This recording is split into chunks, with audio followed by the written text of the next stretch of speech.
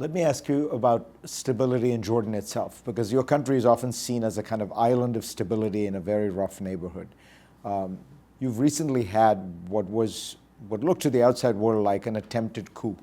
What happened there, and what do you see as the prospects for any instability in the future? Right. Well, again, you know, when we look at crises all over the world, and I think in this day and age, we tend to look at crises as a snapshot, without really understanding the journey that actually, for example, Jordan has undertaken over the past several years. Regional instability, wars, refugees, COVID. And we've had to look at many characters that tend to use people's frustrations and legitimate concerns of challenges that they have in making their lives better to really push on their own agendas and ambitions. What I think made this so sad that one of the people was my brother, who did it in such an amateurish and really disappointing way. From our point, the intelligence services, as they always do, gather information, and it got to a point where they had legitimate concerns that certain individuals were trying to push my brother's ambitions for their own agendas, and decided, quite rightly, to nip it in the bud, and quietly.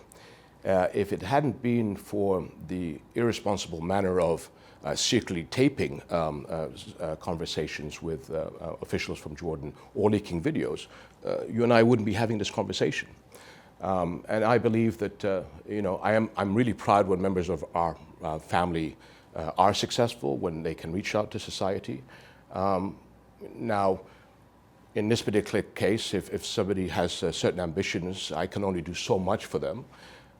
But I believe from a human point of view, it comes down to sincerity at the end of the day. It's very easy to use people's grievances for personal agendas. But are you sincere in what you're trying to do for your people? And at the end of the day, we all have a responsibility to be able to come up with solutions for the people. And this is not just Jordan-centric. Many royal families around the world have these challenges. If you're a member of the royal family, you have privileges. You need to respect those privileges, but also there are restrictions. And the politics at the end of the day is the purview of the monarch. And so it's just unfortunate, unnecessary, and just created problems that we could have avoided. One of the people who was part of it was very close to the Crown Prince of Saudi Arabia. Do you believe there was a Saudi hand in this? This is being looked at as a domestic issue. We all know that Bassem, who used to work in Jordan, is a senior advisor in Saudi Arabia. He holds a Saudi and American passport. We have witnessed external relations on this issue. But as I said, we're dealing with this as a domestic problem. And I think, again, knowing Jordan, finger pointing does not help at all. We have enough challenges in the region. We need to move forward. This has, I think, always been the Jordanian ethos to look to the future. And I think we're all about mitigating challenges and difficulties as opposed to adding to them.